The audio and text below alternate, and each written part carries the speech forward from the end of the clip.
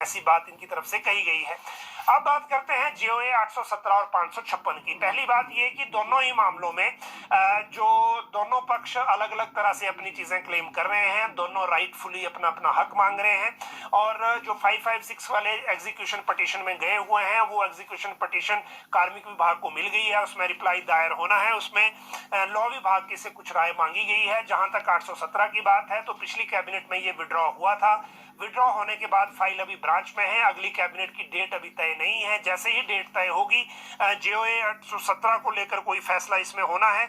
जहां तक बात है अभी तक की, अगर मैं बात करूं कैबिनेट की, तो पिछली बार जो कैबिनेट में हुआ था उसके ठीक विपरीत अभी, क्योंकि मैक्सिमम ये सहमति बढ़ने की तरफ को बात दिख रही है कि जो लोग हैं इनको जो रेगुलर जो इनकी जो रिजल्ट है वो घोषित करना है, और मैक्सिमम मंत्रियों में ये सहमति बनती हुई दिख रही है।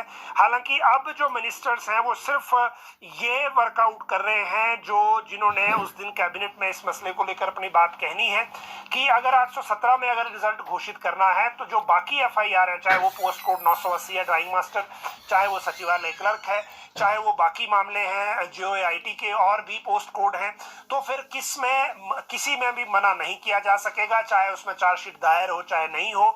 और अब देखना सिर्फ इतना है कि कैबिनेट विजिलेंस से क्या मांगती है, या सेक्रेटरी होम उस कैबिनेट की मीटिंग में क्या कहते हैं जिसमें रिजल्ट घोषित करने को लेकर कोई फैसला लिया जाता है। क्योंकि ये बात सिर्फ 817 की नहीं है, 817 के बहाने जो बाकी एफआईआर के केसेस हैं उनके ऊपर भी एक तरह से ये परोक्ष रूप से डिसीजन हो जाएगा।